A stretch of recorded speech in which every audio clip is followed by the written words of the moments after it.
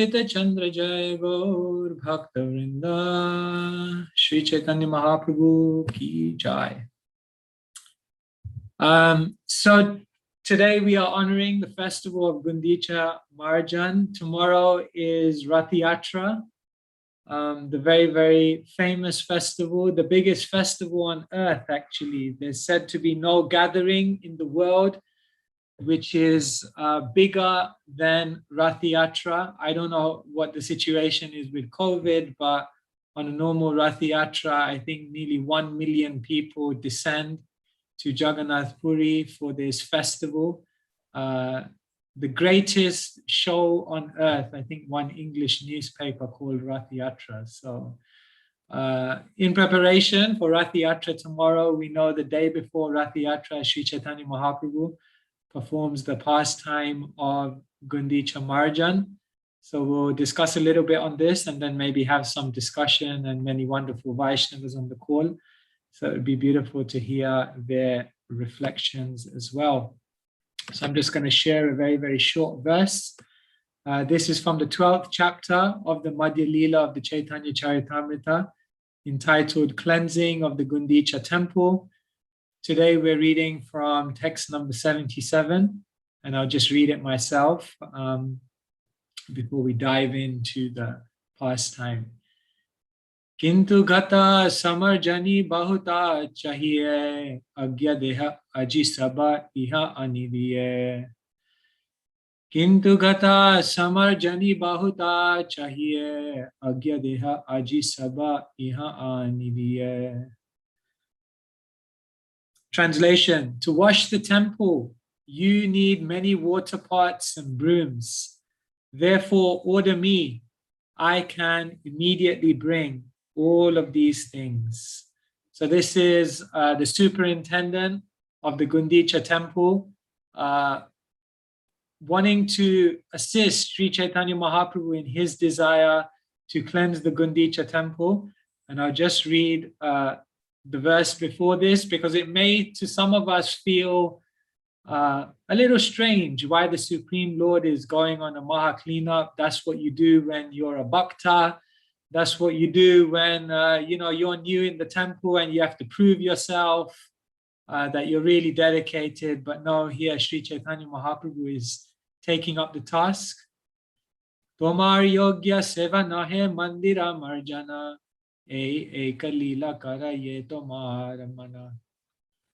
My dear Lord, washing the temple is not service befitting you. Nonetheless, if you wish to do so, it is to be accepted as one of your pastimes. And therefore today, Eka Lila Kara, this is the Eka Lila, the one pastime of the Lord today that we will discuss. The cleansing of the Gundicha temple.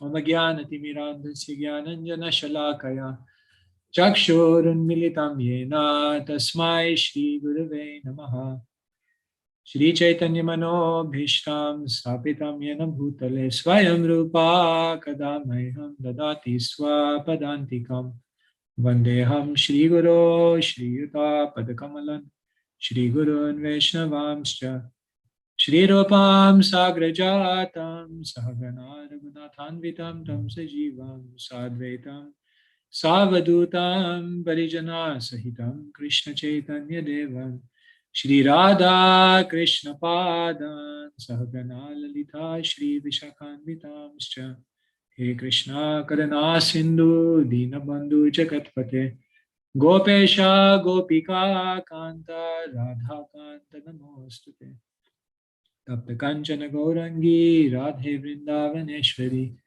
Vrishabhanu Sute Devi Pranamami Hari Priye Vansha Kalpatarubhyascha Kripa Sindhubhya Evacha Patitanam Pavanebhyo Vaishnavebhyo Namo Namaha Shri Krishna Chaitanya Prabhu Nityananda Shri Advaita Gadadhar Shri Vashadi Gaur Bhakta Vrinda Hare Krishna, Krishna Krishna, Hare Hare, Hare Rama, Rama Rama, Hare Hare. Srila Prabhupada ki jai.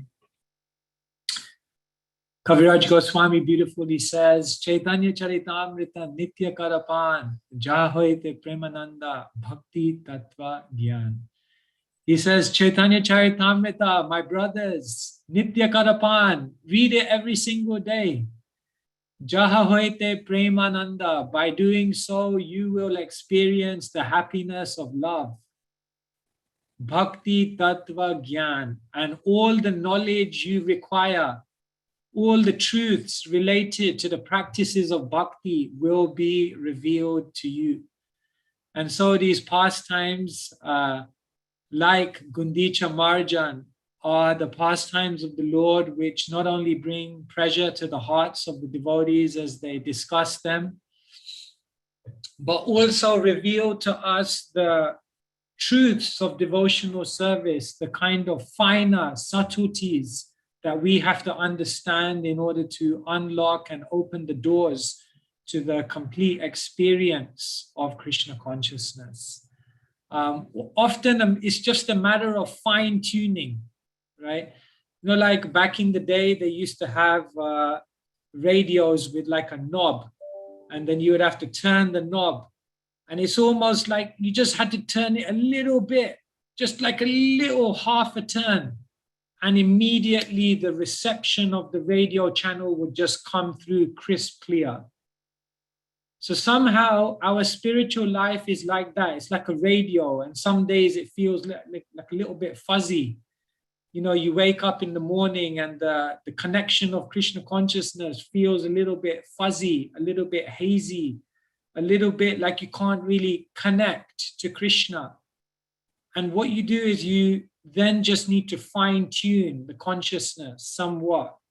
Add in a little bit, a few drops of humility, add in a spoon of simplicity, add in a little bit of, tolerance to the equation, and all of a sudden Krishna consciousness begins working again.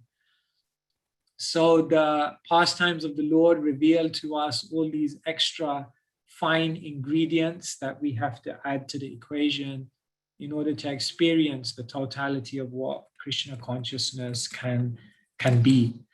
So tomorrow is Rathyatra, and in Sri Chaitanya Mahaprabhu's pastimes, the day before Rathyatra, he cleanses the Gundicha temple. And we know that all of this has a very, very deep meaning. Sri Chaitanya Mahaprabhu's life, all the way through, has a very, very deep meaning. Before we get to Gundica Marjana and Rathyatra, let's just for one moment consider Sri Chaitanya Mahaprabhu. When Sri Chaitanya Mahaprabhu descends to the world, then he has two purposes. He has an internal purpose and he has an external purpose. His internal purpose is to experience the mood, the bhava of Srimati Radharani. Radha bhava dyuti suvalitam Krishna nomi svarupam. So he's taking this form to understand what is the love of Radharani, what are the qualities in me that she relishes, and what is my sweetness, what is the taste of that which gives her such bliss. These are the reasons, the internal reasons why Chaitanya Mahaprabhu appears. And externally, Chaitanya Mahaprabhu appears to answer the call of his devotee, Advaita Acharya. Tulasi dalamatrena jalasya chulukainava vikrinite swamatmanam bhaktebhyo bhaktajana priya. He read in the Gautamiya Tantra, Advaita Acharya, that if you offer the Lord Ganga Jal and Tulsi, then he becomes sold out. So he did that and he called the Lord, and the Lord came. The Lord also came, as we know, to propagate Sri Harinam Sankirtan. So like this, the Supreme Lord Sri Chaitanya Mahaprabhu appears in this world for an internal reason and an external reason. And if you look at Sri Chaitanya Mahaprabhu's pastimes, then this internal and external runs all the way through. Sri Chaitanya Mahaprabhu at the age of 24 takes sannyas. And when Chaitanya Mahaprabhu takes sannyas, there's an external reason and there's an internal reason. The external reason is that he wants to go everywhere, preach, travel, every town and village, sharing the holy name. And sannyas gives him the authority and the freedom to do that. But Chaitanya Mahaprabhu has an internal reason why he takes sannyas. And therefore, when we read Chaitanya Charitamrita, then we see that the Radha Bhav, the mood of Srimati Radharani that Mahaprabhu wanted to experience, is more powerfully, prominently, and done more profoundly experienced after he takes sannyas. Because he becomes ekaman, vyavasayatmika buddhi. He gives up everything and just focuses on that. Later on, Chaitanya Mahaprabhu is told or decides to make Jagannath Puri his headquarters. Why does he make Jagannath Puri his headquarters? There's an external reason and there's an internal reason. The external reason is that his mother, Sachimata, asked him, make your headquarters Jagannath Puri, because Puri and Navadvip are just like two rooms in one house. So people are always coming back and forth, and I hear news of you. So how can you refuse a mother's request after you've broken her heart by taking sannyas? You must accept. But there's an internal reason why Mahaprabhu makes Jagannath Puri his headquarters, because Jagannath Puri is Viraha Kshetra. Jagannath is the form of Krishna in separation from Srimati Radharani. And Mahaprabhu is the coming in the mood of Srimati Radharani in separation from Krishna. So when Mahaprabhu and Jagannath come face to face, then there's an explosion. And therefore Jagannath Puri is known as Viraha Kshetra, the place of separation. And so that's the internal reason why Mahaprabhu makes Jagannath Puri his headquarters. And in Jagannath Puri, what does Mahaprabhu do? Many things, but the most prominent thing that he does is he participates in the Rathyatra festival. Why does he do that? Rathyatra has an external reason and an internal reason. The external reason of Rathyatra is that from one place, Mahaprabhu could preach to the whole of India, because the whole of India descends to Jagannath Puri on Rathyatra day. So it was good. Everyone's there. And Mahaprabhu could share Harinam Sankirtan to everyone from one place. It facilitated his preaching. But what's the deeper internal reason why Mahaprabhu participated in Rathyatra? Because Jagannath Puri represents Kurukshetra, and Gundicha temple represents Vrindavan. And this festival of Rathyatra, the internal meaning is the gopis and the Brajabasis who come to see Krishna after a long separation in Kurukshetra and say, here is the same Krishna. It's the same Krishna. And we are the same Brajabasis. And we have the opportunity to relate to Krishna, but we can't because we're in the wrong place. We need to take Krishna back to Vrindavan. And therefore, they take Krishna back to Vrindavan, or they desire to take Krishna back to Vrindavan. And that festival of Rathyatra is very much signifying that, the love, the Vraja Bhav. And so Sri Chaitanya Mahaprabhu is relishing all these things. So we can see that Mahaprabhu, in everything he does, there is this internal and external dimension is coming together.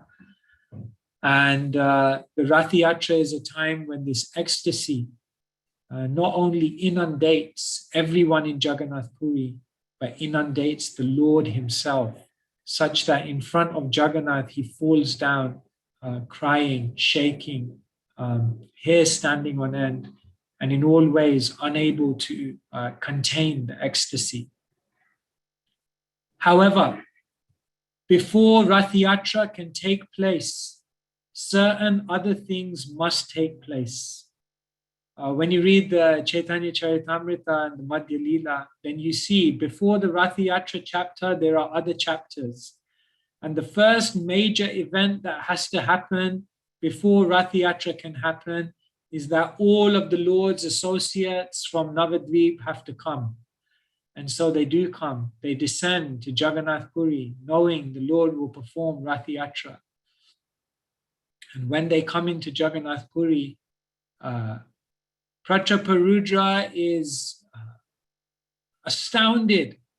Prachaparudra has lived in Jagannath Puri. He's seen so many kirtan parties. He's seen so many Vaishnavas come on Harinam.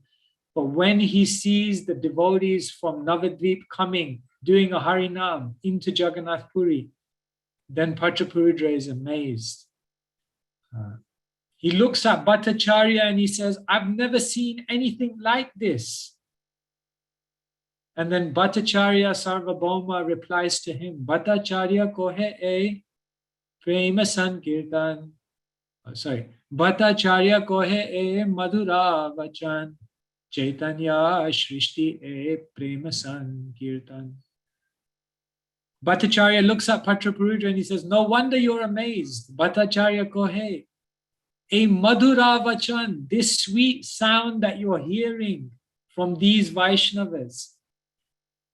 Chaitanya Shrishti A, this is a special creation of Chaitanya Mahaprabhu, a Prem Sankirtan. This is Sankirtan, chanting, done in pure love. Prachaparudra says, I can feel it, I can see it, it's touching my heart. Prem Sankirtan, not just Sankirtan, Prem Sankirtan. So all these Vaishnavas that arrive in Jagannath Puri. And then the second thing is they meet the Supreme Lord, Sri Chaitanya Mahaprabhu, who's staying at the home of Kashi Mishra. And then Mahaprabhu sends them all out in different places for the Veda Kirtan. He organizes the Sankirtan parties and he sends them in all corners of Jagannath Puri to perform the chanting of the holy names. And then the third thing that happens is he calls them all back, and then the day before Rathyatra, they go to Gudicha. And the Lord says, I want to perform my pastime here. I want to clean the temple. It all has its deep meaning.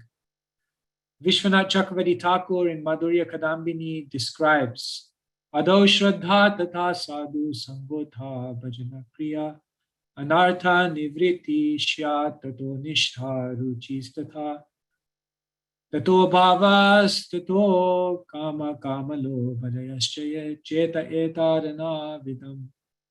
He's explaining like this. There are 9 stages. It all begins with Shraddha, Sadhu Sangha, Bhajana Kriya, Anartha Nivriti, Nishta, and then varieties of transcendental experience take place. So we can see first the Bengali Vaishnavas that arrive, Sadhu Sangha. There's no question of experiencing the prema if there's no Sadhu Sangha. Sadhu Sangha must be there. And then what does Mahaprabhu do? He sends them all out to chant in different parts of Jagannath Puri, Bhajana Kriya. We must be absorbed in the process of Krishna consciousness. And then what does Mahaprabhu do? He goes to Gudicha and he cleans the temple, Anartha Nivriti. When there is Sadhu Sangha, Bhajana Kriya, and Anartha Nivriti, then one sets a platform, Nishta. Shta means to stay, situated, a steady platform from which varieties of transcendental experience can take place. And so today we're talking about that Gundicha cleaning, which our acharyas, beginning with Bhakti Siddhanta Saraswati Thakur, they are explaining that this cleaning of the heart, this cleaning of the Gudicha temple is akin to cleaning of our own hearts. So that the Supreme Lord will take residence there. Every Shastra is having a Paribasa Sutra, an emperor verse, which is basically delineating what is the purpose of that scripture.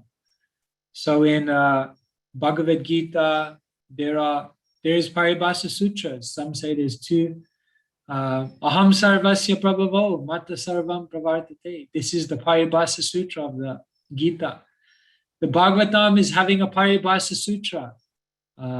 Ete chamsha kalapumsha Krishnastu Bhagavan Swayam. The Brahma Samhita is having a Paribasa Sutra. Ishvara Parama Krishna Sachit Ananda Vigraha.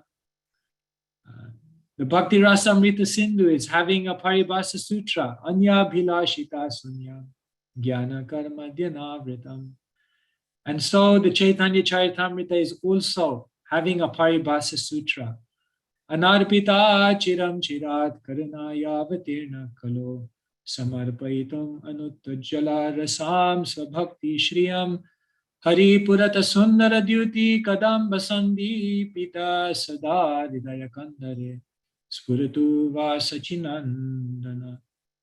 In the fourth verse of the first chapter of Adi Leela Chaitanya Charitamrita, Kaviraj Goswami says that may the Supreme Lord Sri Chaitanya Mahaprabhu be situated in the innermost chambers of your heart, resplendent with the complexion of molten gold. He has come to give what no other incarnation has given before. Pure love in the conjugal mellow. Anarpita means it was never given. Anarpita, it was not given. But what does Mahaprabhu do? Samarpaitum, he completely gives it. Anarpita, samarpita, Mahaprabhu changes it all around. He turns the tables and he gives that which was never given before, and he gives it completely, totally, freely, graciously, magnanimously. In the commentary to that verse, Jiva Goswami explains why is it that the Supreme Lord is not situated in the innermost chambers of your heart? Why is it that the Supreme Lord is giving so much mercy, but that we're missing the mercy? How is it that it seems like it's raining with blessings in the presence of Chaitanya Mahaprabhu, but our lives still seem to be dry? And Jiva Goswami says, because we are kapat, because we are duplicitous. And he says there are three types of duplicity. Dhana kapat, which means one who is duplicitous in the sense that they are engaged in spiritual life, but they are withholding resources. They have money, they have possessions, they have things in their control that they're not using in the service of the Lord. Therefore, duplicitous, you miss the mercy. But then he says, you may not be a dhana kapat. You may be giving all your money. You may be giving all your possessions. You may be even donated your hair to the Hare Krishna movement. But you may be bala kapat. You may be holding on to your energy, your strength, your power of endeavor. Yes, Krishna, I'm giving you all my money, I'm giving you all my possessions, but still we're holding back our effort, our endeavor. And he says, you may not be a bala kapat, but then you may be a prema kapat. Because you may say, I'm giving all my possessions, I'm giving all my time and energy and effort, but Jiva Goswami says, maybe you are still withholding your heart. That's amazing. You can be engaged 24 hours a day in the Krishna consciousness movement and still be a kapat. You still be a prema kapat by holding back your heart because we're dragging our feet. We're practicing Krishna consciousness and internally kicking and screaming.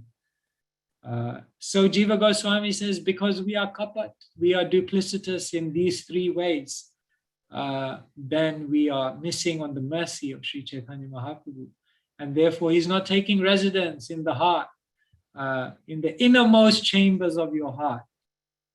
Yes, in the innermost chambers of your heart, where the most valuable things are kept. Gundica Marjana is a pastime we're remembering, which is teaching us, reminding us, training us on how we have to clean the heart.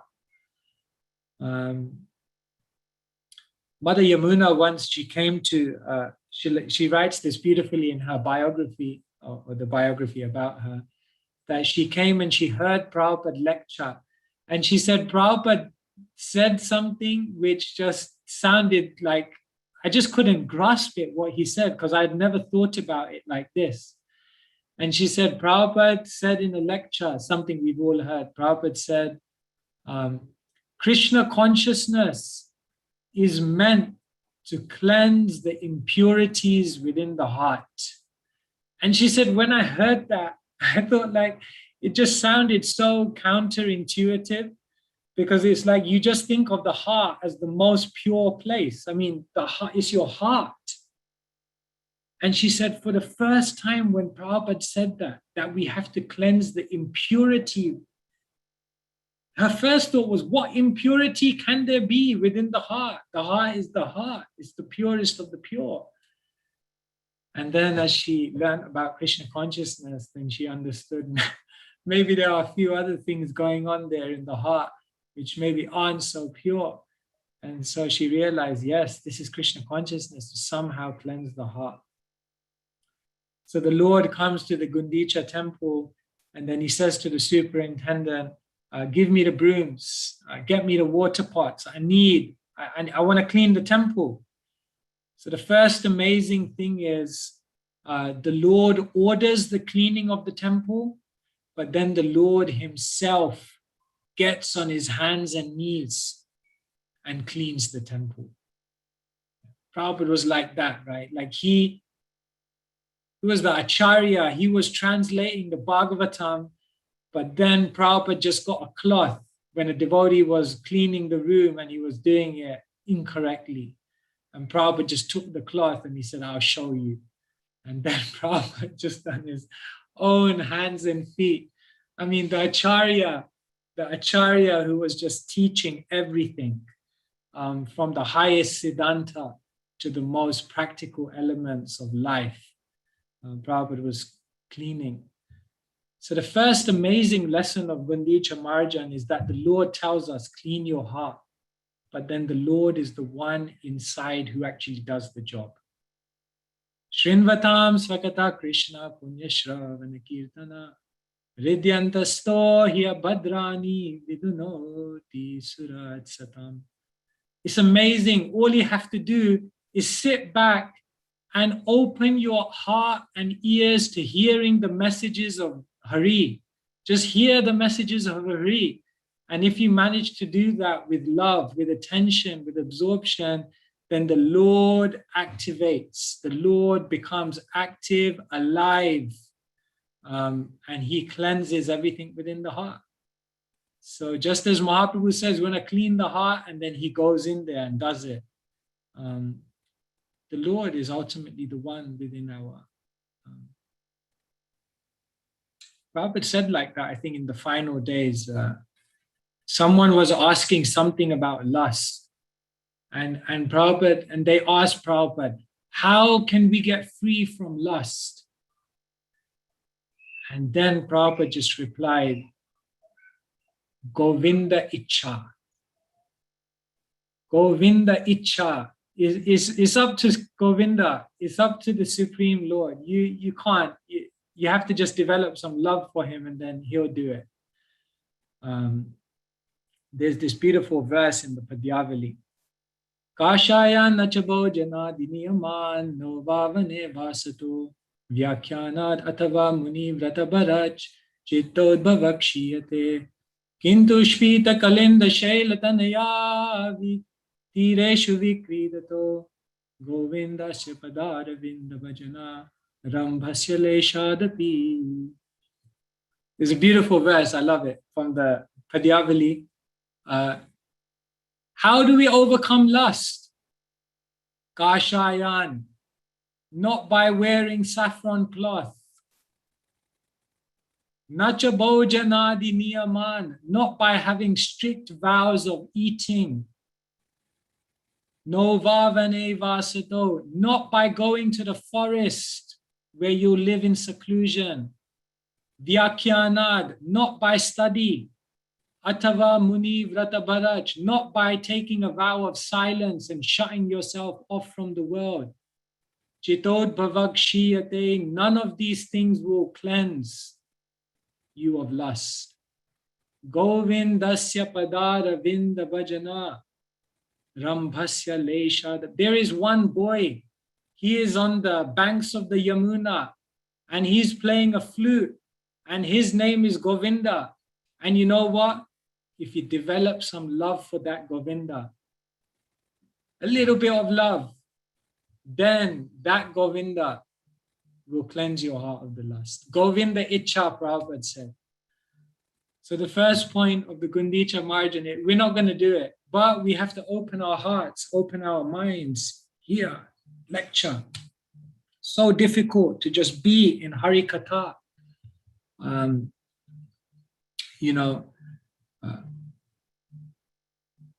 One time a devotee said, Prabhu, that was an amazing class you gave, brilliant class. I said, what did you like about it? He said it ended at 8:30 on the dot.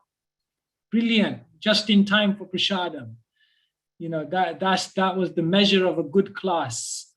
That don't eat into prasadam time by all means. Say what you need to say, but keep to the time frames. It's so difficult. I'll just share this verse with you because it's very interesting. It's kind of a tangent, but I'm going to go on the tangent anyway. Just give me 1 second, please. This is a verse from the Bhagavatam that all of you are familiar with. It's a verse which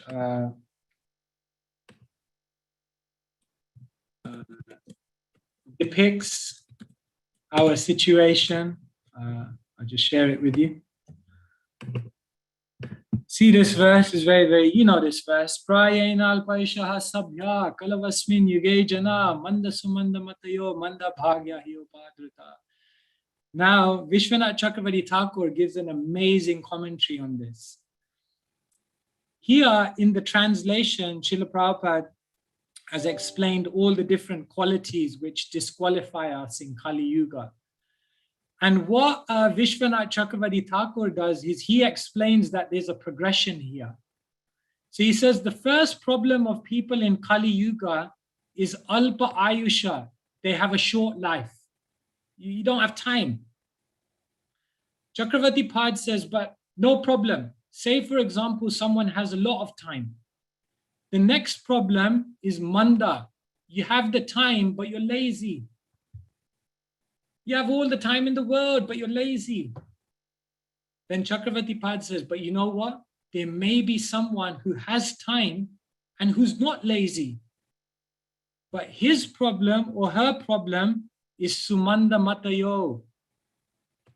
Sumanda matayo means they're misguided. They want to engage in spiritual life, but someone tricks them. Someone misguides them.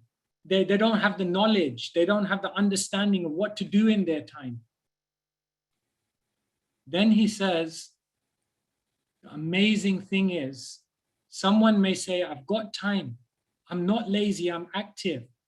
I'm not unintelligent because I've got good association. And manda bhagya. Chakravarti Pad says this may then be the second problem, the other problem that you have is that you may have time, you may not be lazy, you may be intelligent enough to grasp it, but you may be unfortunate in the sense that, something may divert you off the path.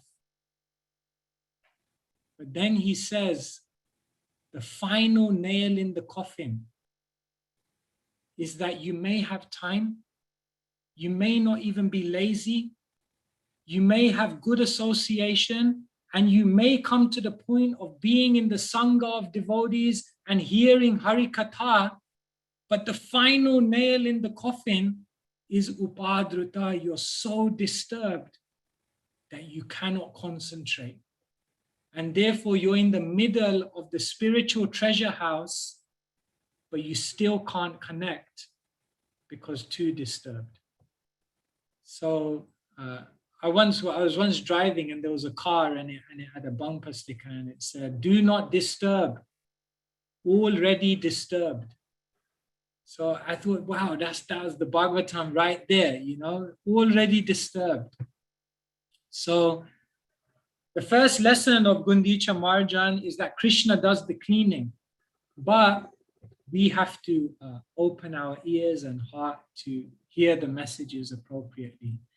And then as he tells the superintendent, we want to clean Gundicha temple, then what does the superintendent do? Immediately he brings all the water pots, the brooms, everything required, all the paraphernalia, all the apparatus. So that is the glory of Krishna. That is the glory of the acharyas, that they equip us with everything required to clean the heart. Like, what did they not give you? They provided everything. They provided the process. They provided the guidance. They provided the sangha. They provided, every conceivable thing required to practice Krishna consciousness and clean the heart. We're fully equipped to clean the heart, just like the superintendent fully equipped Sri Chaitanya Mahaprabhu and his associates to clean the Gudicha temple. And then, yes, they began cleaning the Gudicha temple. And it was all very systematic. You see, you have to clean in a systematic way. When Prabhupada was training the devotees to clean, like with that cloth, it was systematic. Like you can't, a cloth becomes contaminated and then you got to use it. There's a way to do it. We have one devotee at the manor. His name is Priyojana Prabhu. And he's been cleaning the toilets at Bhaktivedanta Manor for 25 years. If you want to learn to clean the toilets at Bhaktivedanta Manor, it's more complicated than doing Pujari service. Yeah, the way this devotee, his process of cleaning the toilets is so systematic, is so detailed. It's a science, like you have the complete science of devotional service, nectar of devotion, like this devotee could write a book, the complete science of cleaning toilets. He take it seriously. It's serious business. This is Krishna's toilets. It's serious business. Very systematic. So in the same way, you see Gundicha Marjan is such a systematic way in which Sri Chaitanya Mahaprabhu and his associates cleaned the temple. And again, that's so many lessons. We're drawing lessons. I'm going quite quick, but these are lessons we can ponder on, that Krishna consciousness is a science. Prabhupada presented it like a science. Nowadays in the world, there's like a big demarcation between science and spirituality. So, spirituality can't be scientific and science cannot embody any aspect of spirituality. And they create this heavy demarcation between it. But Srila Prabhupada said, no, spirituality is a science. It's systematic. It's replicable. It's measurable. It's practical. And yes, there are elements which are higher dimensional, like grace, mercy, which we'll talk about. But it's scientific. And if you, very simple. It's like interesting in Chaitanya Bhagavat, Vrindavan Das Thakur just comes out and he says, oh brothers, I found the way to become advanced in devotional life. Just chant the holy name and don't offend the Vaishnavas. It's a science. I think like that's all you have to do actually. Chant the holy name and don't offend the Vaishnavas. Don't make your heart so hard. The heart hardened by many offenses. Na vikriyeta tayada vikaro netre jalam gatra ruheshu harsha. Therefore, there's no transformation of the heart because there's no crying, there's no tears, there's no standing of hairs on end because tadasmasaram hridayam vadedam. The heart has become steel frame because of offenses. So it's a science, and if we do it correctly, it works. And then as they began cleaning very scientifically, then you see it was all very progressive. You know, in the Gundica Marjana, you know, the big bits of dirt were being taken out, and then they were going in and then getting out all the finer stuff, and then going out and then getting even the, and then throwing the, you know, it was just like from gross to more and more finer and subtle ways.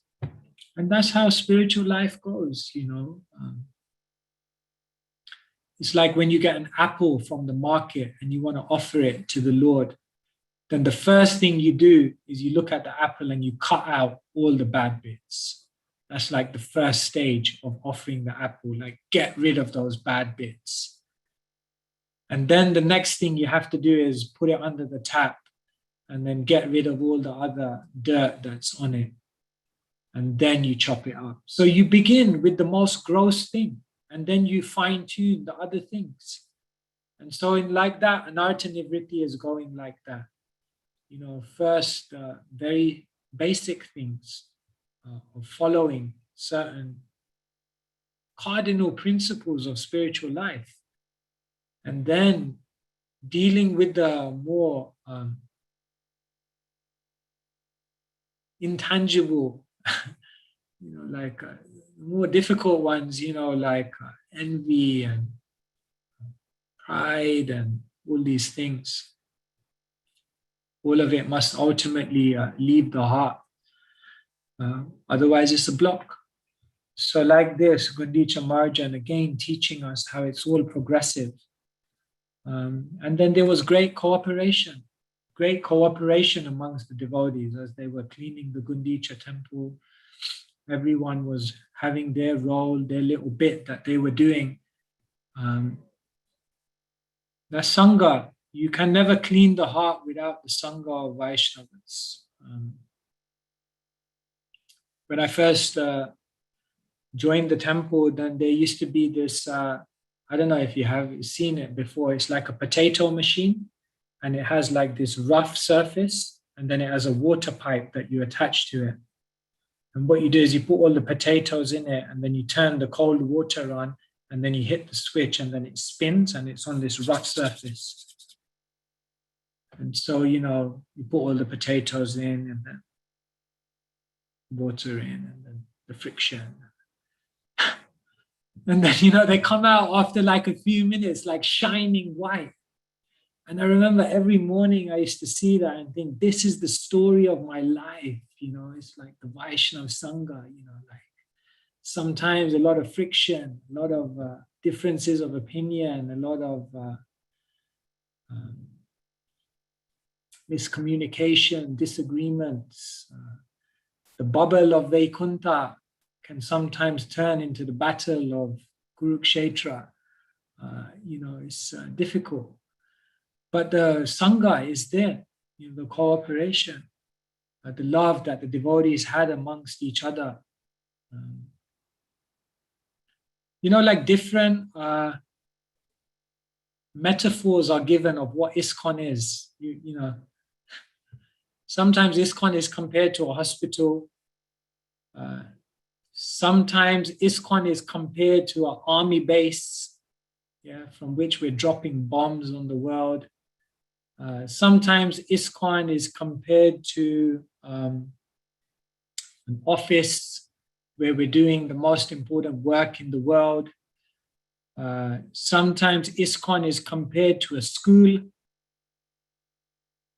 But perhaps the most important metaphor is that ISKCON is our home. Because, you know, ISKCON is a hospital, but have you ever thought of living in a hospital your whole life? ISKCON is a school, but I don't know if anyone ever thought of living in a school for your whole life. ISKCON is an army base, but I don't know if you felt like living in an army base your whole life. ISKCON is an office, but you know, you don't hang out at the office 24/7. Ultimately, ISKCON has to become a home. It has to become a place where we actually like each other, love each other, and naturally want to be together. And that cooperation ultimately brings great purification. And so all these lessons are coming from the Gundicha Marjan. And let me just end with one final thing. And then I'll open it up. There are many exalted Vaishnavas on the call, so it would be nice to hear their realizations. But one interesting incident happened in the Gundicha Marjan, whereby there was a Bengali Vaishnava. And the Bengali Vaishnava saw everything that was going on. And you know, devotees are nectar hunters, they're mercy hunters. They know when there's an opportunity to make some special advancement. So he saw Mahaprabhu there, he saw the water, he saw dust flowing everywhere. So he made the connection, Mahaprabhu, dust, water, Bhakta pada dhuli aur bhakta pada jal, bhakta bhukta avashesha tina mahabal. There are some powerful things in this world, and of them the dust and the water which has washed the feet of the Vaishnavas. That's very powerful. Mahabal, very powerful. So somehow or other, he got that water which had gone through the divine lotus feet of Sri Chaitanya Mahaprabhu, and without thinking for a moment, he just drank it. He got the mercy. Then Mahaprabhu became like a lion. And he looked at Svarup Daman and he goes, "You're Bengali Vaishnava. You're Bengali. What has he done? He's put me in this predicament. He's made me an offender." And then Svarup Damodar is described by Kabir. He got him by the neck. You know, you can just imagine, you know, Svarup Damodar, he's got this Bengali Vaishnava by the neck. And he said, "All right, out, you get out." But it was too late. He got the mercy. And so I guess one reflection we can have is along the practice of Krishna consciousness, along the journey of Krishna consciousness, somehow or other, we got to pick up some mercy along the way. Because on the strength of our chanting, it may only go so far. On the strength of our shastric knowledge, it may only go so far. On the strength of our duty and determination, it may only go so far. But what will make up the distance, what will make up the lacking, what will make up how much we're falling short of the ideal is the amount of mercy that we've gained. Therefore, like Narad Muni is someone who got so much mercy. It's amazing. Like he got the mercy from everyone. But then in the beginning of Brihat Bhagavatamrita, what is Narad Muni going? He's going on a journey. He's going on a journey to find out who got the most mercy from Krishna. Because he wants to know what are the secrets by which you get mercy. He's hungry for mercy. And in the beginning of that first part of Brihat Bhagavatamrita, there's a beautiful verse where it's mentioned that our prayer is that nobody should ever think I received enough mercy. One should always feel I need more mercy. I think there's one story like that where, you know, Prabhupada had gone to feed the pigeons. You know, get the Mahaprasad from the hand of the Mahabhagavat. So somehow or other, there was no pigeon, ducks. And then there was one duck, and Prabhupada was giving more and more. Devotee said, you know, "Prabhupada, who is this duck? You know, is it like another, you know, nigger or someone, you know, like, you know, in a duck's body, some demigod from a previous life? Who is this duck? Why are you giving this duck so much mercy?" And Prabhupada said, "Because that duck is quacking the loudest. That duck is quacking the loudest." So that was, you know, it was almost like debunking the mysterious nature of how Prabhupada was giving out the mercy. He said, if you're greedy, you get the mercy. Tatra laulyam api mulyam ekalam janma koti sukraterna labdhyate. You just have to be greedy. I think there was another story where Brahmananda Prabhu was sitting and there were other devotees, and they came around and they put a laddu on everyone's plate. So Brahmananda Prabhu just had his one straight away. And everyone else was kind of waiting. And then Brahmananda Prabhu just looked at the devotee next to him and kind of just picked up his laddu and had that one as well. So I think it may have even been Srila Prabhupada. And Prabhupada said, yes, this is the nature of mercy. When it is there, you have to take it. Otherwise, it may just disappear. So this Bengali Vaishnava got the mercy. And so in this way, we're hearing of Gundica Marjana, and we're learning many lessons about the most serious business in life. This is the inside job. The inside job is the most important job in life. The job to clean our own heart. Because it is with that pure heart that we can see Krishna again. Chaito Darpana Marjanam Bhavamaha. We have to clean it all out. And so many things can be said about Anartha Nivritti. It's a very substantial, very vast subject matter. But today, remembering Gundica Marjana, we're remembering Anartha Nivritti, and we're remembering that we need to refocus on this as the most important job and task in our life. Because as Prabhupada said, to cleanse the impurities from the heart. And Mother Yamuna thought, what impurities could there be in the heart? But as we begin to see, we see there are many. So with those thoughts, I'll perhaps open it up to anyone on the call. Gosharan Prabhu, you just can guide me on how long we have and whether whenever we need to stop. Thank you so much, Sutapa Prabhu, for inspiring and sharing about the cleaning of Gundicha temple, as well as our hearts, and drawing such wonderful analogies and such nice examples. Thank you so much. It's very inspiring to see your devotion and sharing these pastimes of Lord Chaitanya Mahaprabhu. Request devotees in the call, if they have any questions or appreciations or reflections, please feel free to share it now. Sutapa Prabhu, Dandavat Pranams. My name is Yashoda Dulal Das.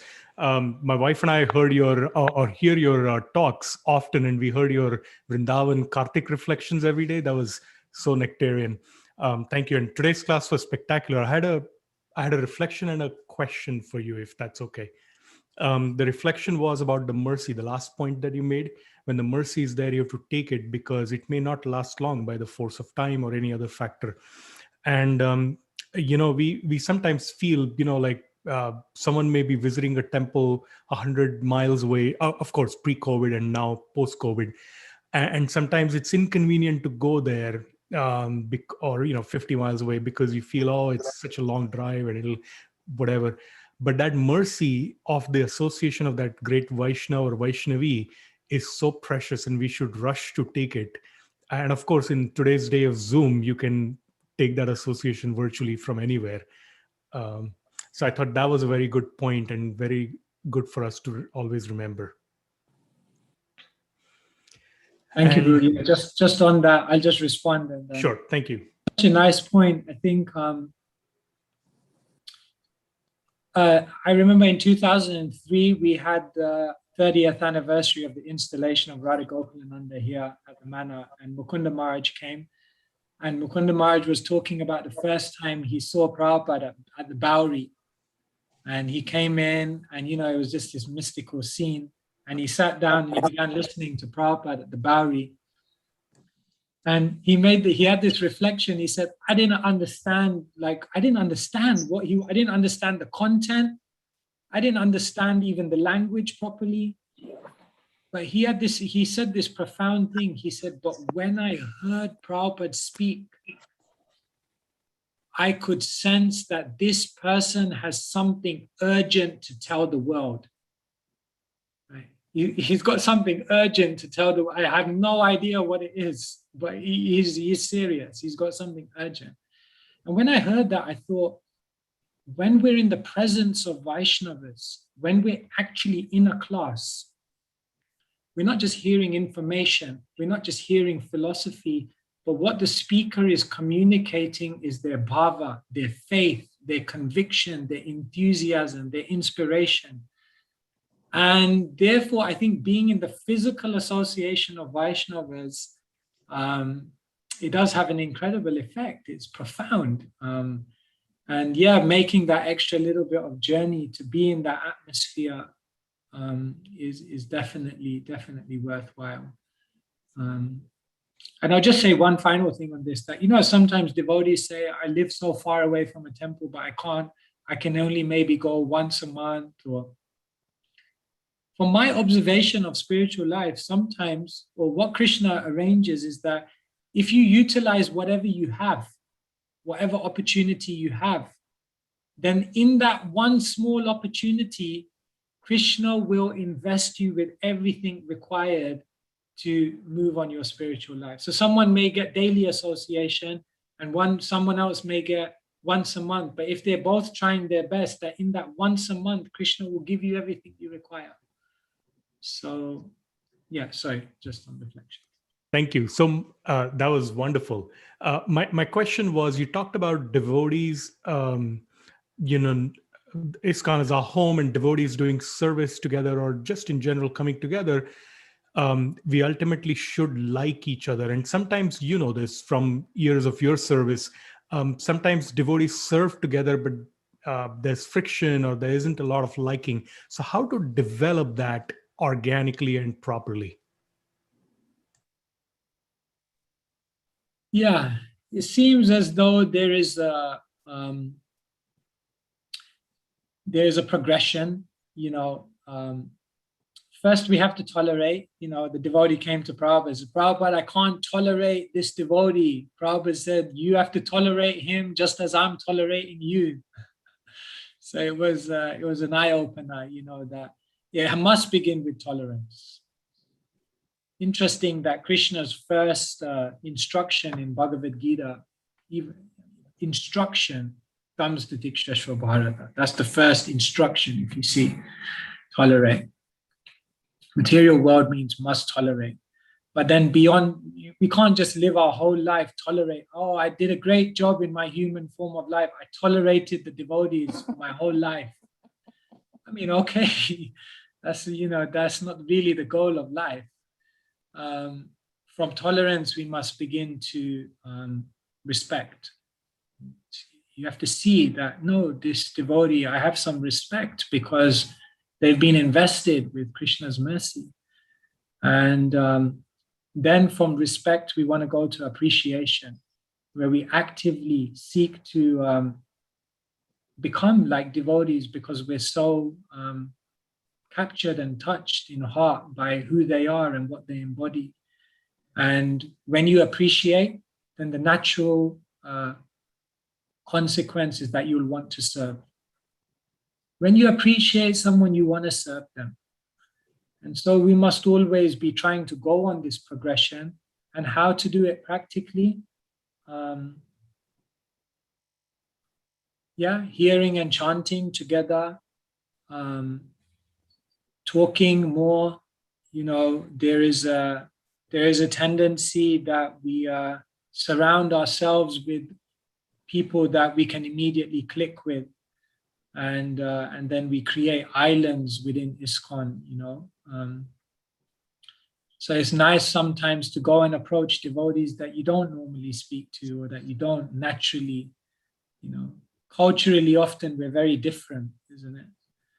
Once I was in a class and one Swami Sannyasi said, look at the room around you.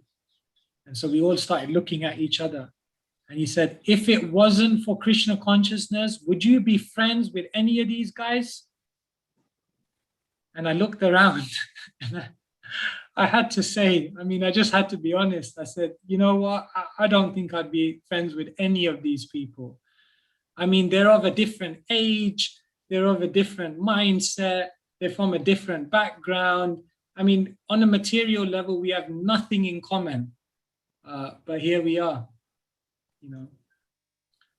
Like some devotees say, how is it that in ISKCON we've got devotees argue so much?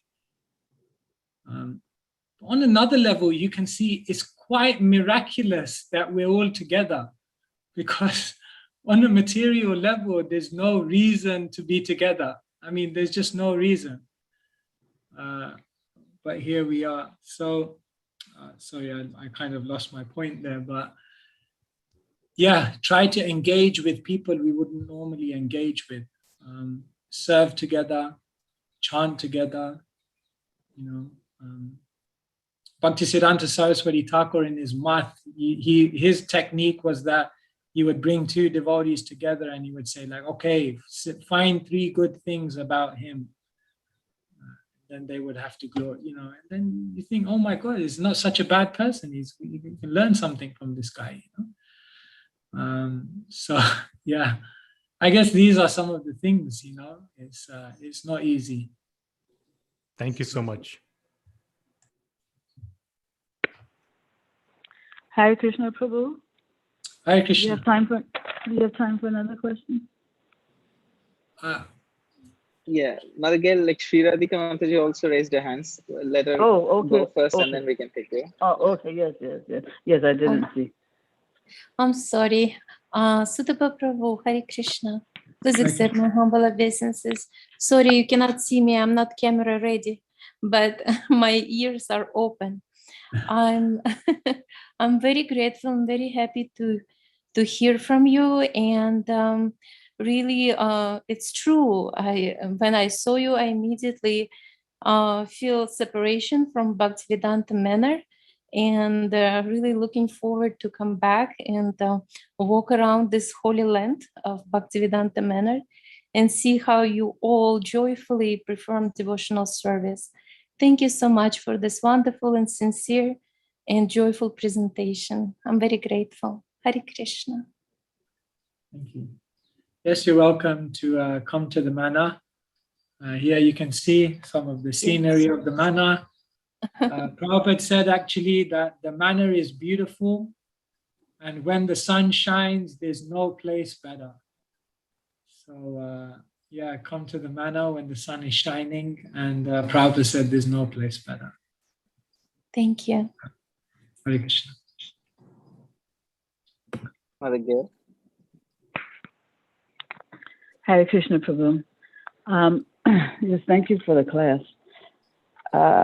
You were referring at one point to the various Paribasa Sutras in the scriptures.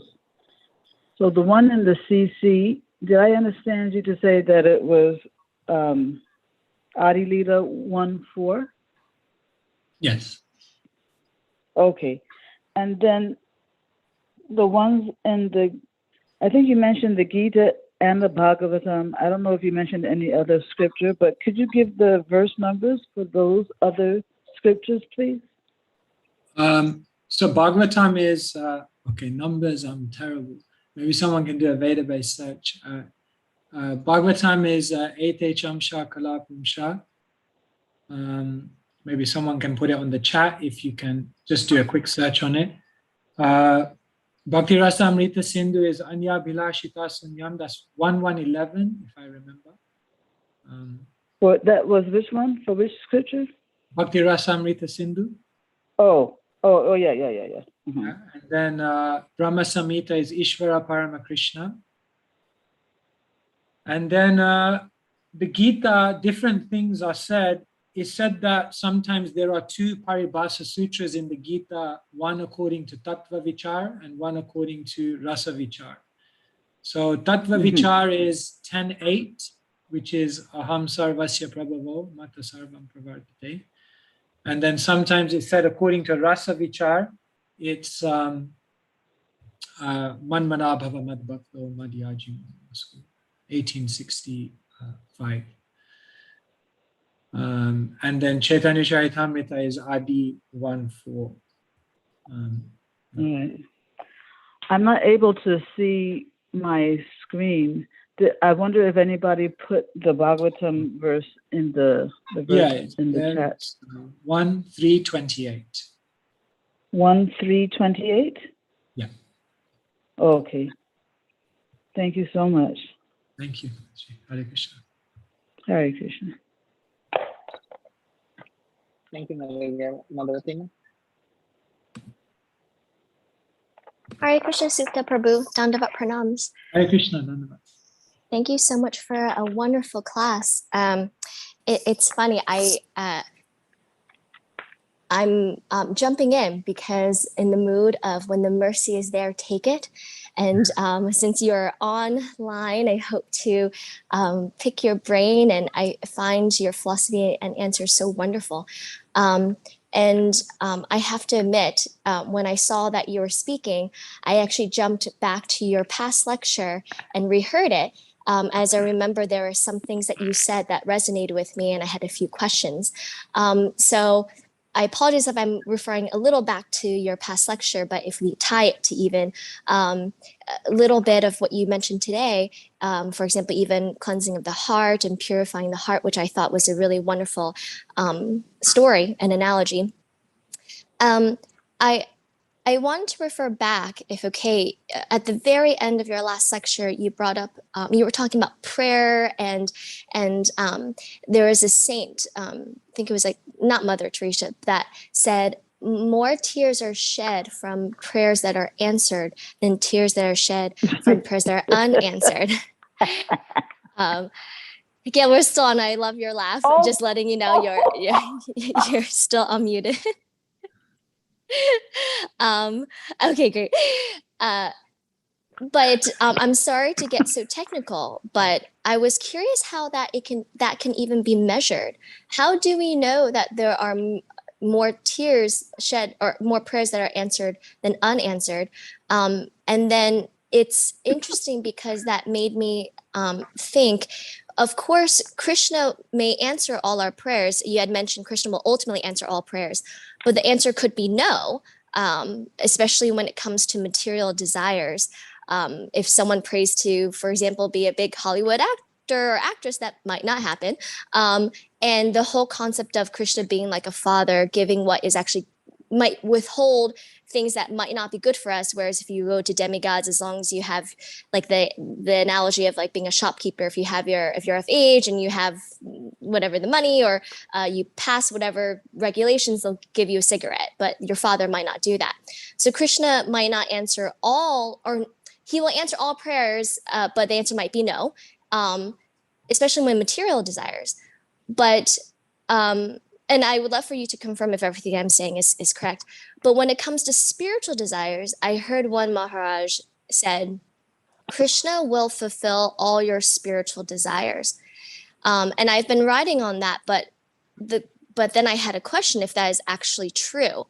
And the reason being, and my logic is, if, for example, one prays for one's family members who do not take to God consciousness, and you pray, that is a spiritual desire. I pray that my family comes to know Krishna. I pray that they take to God consciousness or anything, but they still have the free will to say no.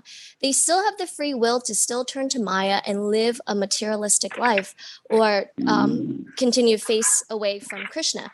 But then my thought process is, if perhaps maybe not this lifetime, maybe in the next lifetime, that soul, maybe not as your brother or your mother, in this lifetime will turn to God. We're not sure. Of course, we'll see as time goes on, but perhaps your prayers will reach, and that soul in future lifetimes will.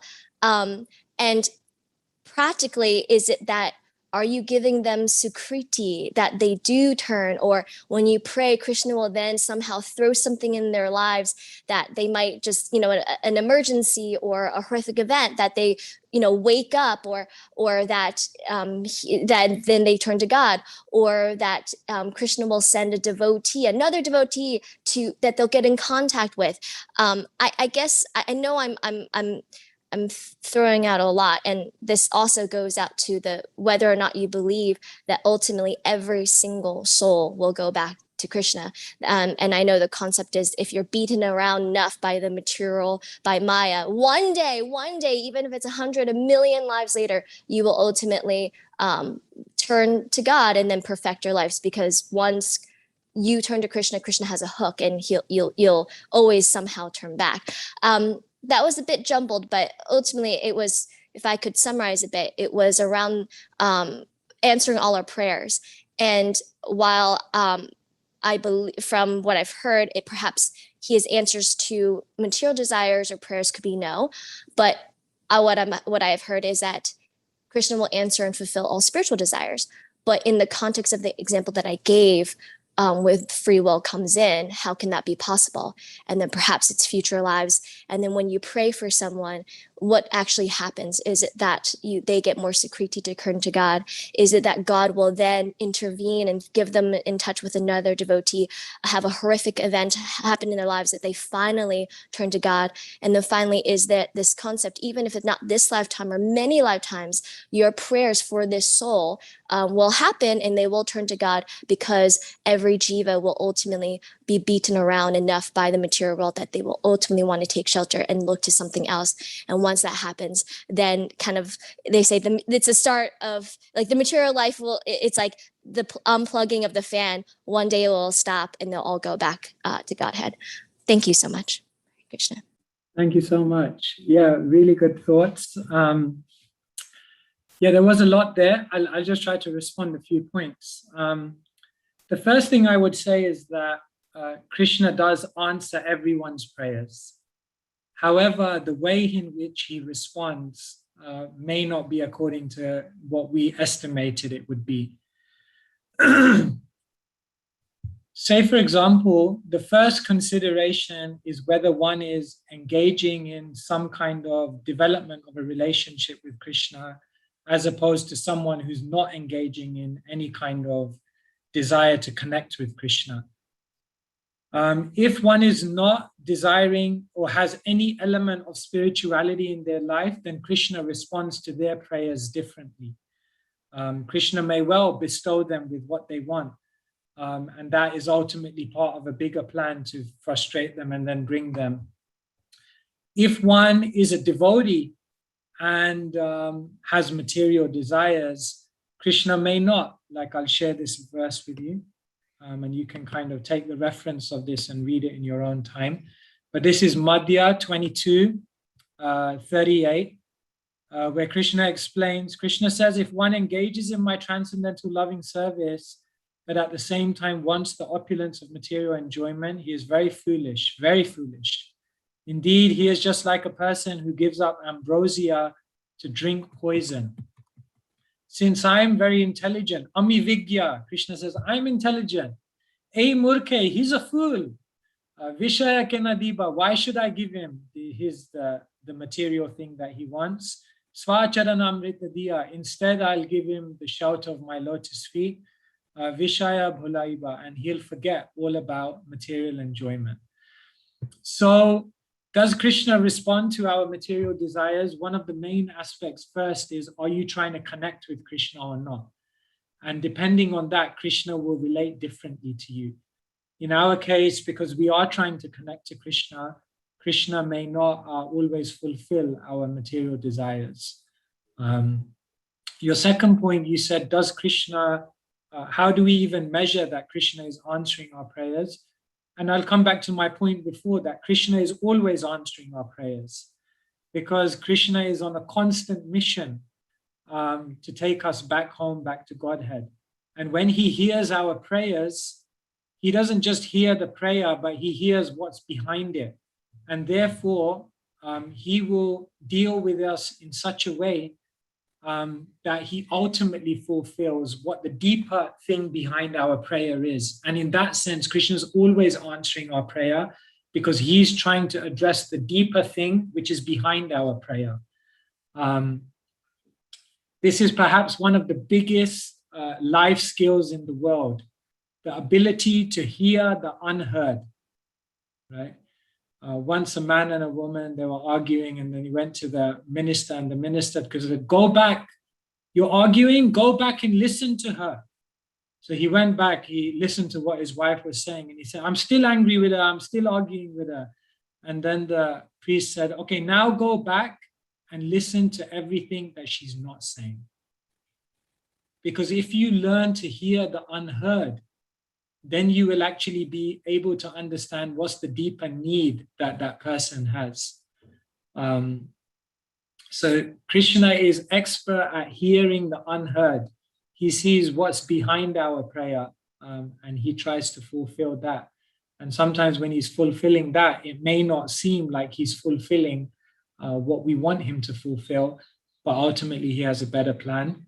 Like is said in the Christian prayer, Lord, I prayed for strength and you gave me problems to solve. I prayed for love and you kept sending me people who needed help. I prayed for this and you gave me that. After everything, I realized that you gave me nothing that I wanted, but everything that I needed to ultimately fulfill what my heart's desire was. So another point I'll make is that, yes, Krishna fulfills our material desire, our spiritual desires. It's very, very interesting when you see the Guru Puja song. Let me try and bring it up for you. I'll just share it with you here. This is the song we sing every day in the morning to the spiritual master. And it's interesting because if you look at this line, then it says, Arana koriho mane asha. I have no other desire. I have no desire. But then in this line, it says, Ye prasade pure sarva asha. By your mercy, all desires are fulfilled. So in this line is saying, I have no asha, I have no desires. And in this line, it's saying that by your mercy, all my desires are fulfilled. So how do we reconcile it? It means that a devotee has no material desires, no desire separate from Krishna, no anya abhilash. But a devotee does have spiritual desires. And the final point I'll make is, yeah, you may spiritually desire for your others to become Krishna conscious and all of that. Does Krishna answer that prayer? Krishna does answer that prayer by working hard to do whatever he can to give them the opportunity of becoming Krishna conscious. But ultimately, yes, some things Krishna does not impinge upon, and free will is one of those things. So in that case, we can say, yes, Krishna does fulfill our desire by giving those people we pray for all opportunity to take it up. And ultimately, by that powerful opportunity, ultimately they do take it up, we pray. I don't know whether I answered all the points, but those were just some thoughts that came to my mind immediately. Thank you so much. That was incredible. And I'm sorry to push you a little further. I would love to know your perspective on that last point. If every soul or jiva will go back to Godhead, ultimately, however many lives it would take, and understood that in the context in the short term, perhaps free will might come into play, where whatever relationship that you have with this soul, say a family member, may not take to God consciousness or Krishna consciousness, but your prayers may reach, and Krishna will, as you mentioned, do everything in his endeavors to have the soul come back to him. But is it true that every soul ultimately will go back to Godhead? I've never read anything like that specifically, I have to be honest. I do recall Srila Prabhupada saying that the prison will always be there in society because there will always be some criminals. We also hear in the Chaitanya Charitamrita that great devotees are praying that everyone in the universe be liberated. And in those dialogues, it's explained that even if everyone in the universe is liberated, other souls will fill up the universes again. So it's kind of, I guess, an inconceivable point, because we're dealing with an infinite number of living entities in an infinite time and space. So yeah, that's all I can say on that. It's probably something which is beyond the dimensions of our own ability to perceive. Sorry if that sounds like I'm circumventing the question. No, not at all. Thank you so much. I know Gail is chuckling because we've had this discussion with, I know if she were unmuting, she'd be laughing with many other senior devotees like Jaya Jagannath and Prabhu, even maybe Gershon Prabhu. And from a high level point of view, yes, it's a very inconceivable notion given, you know, infinite number of jivas, and there'll be infinite number of souls in the material world. But I guess it's the concept. I heard another Maharaj said, and again, we don't know what the pramana is, that ultimately a soul will be beaten up enough in the material world at some point to want to go back to Godhead. So, and then once you just turn to Krishna even once, Krishna hooks you, so you will go back.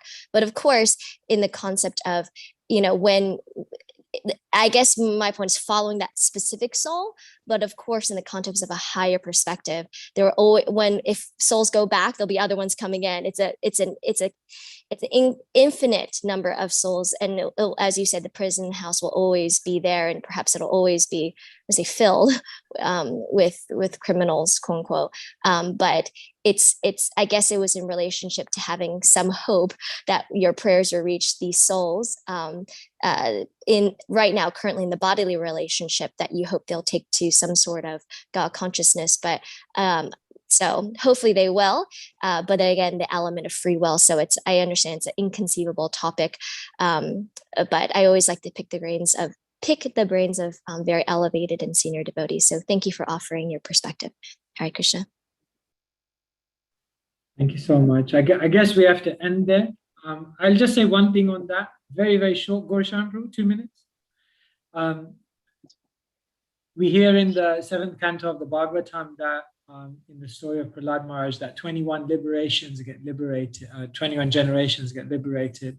And just something for you to look up in your own time is the story, I think, of Jayananda Prabhu's grandmother, if I'm not mistaken, or granddaughter, some relative who, you know, Jayananda Prabhu is such an illustrious devotee. Rathyatra tomorrow, so we remember Jayananda Prabhu.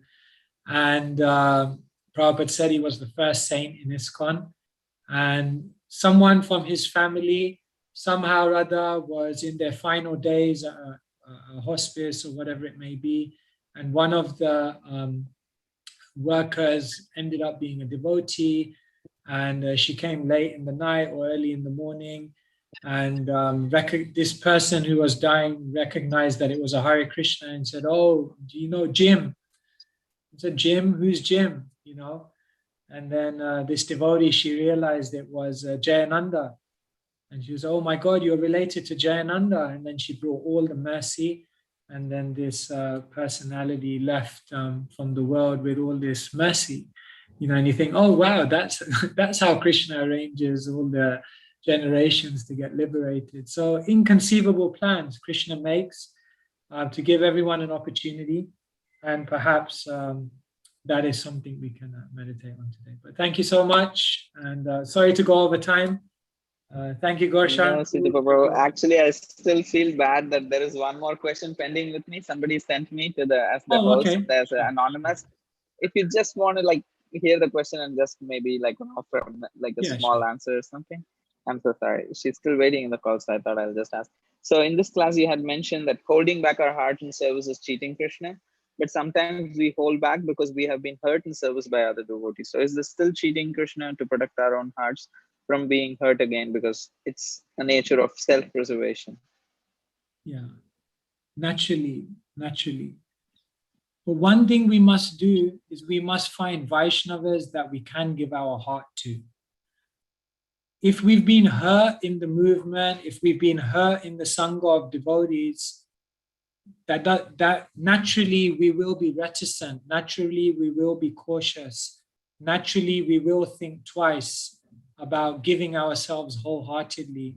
However, one thing we should never doubt is the principle that we must give our heart to Krishna, and we must give our heart to Krishna by giving our heart to the Vaishnavas.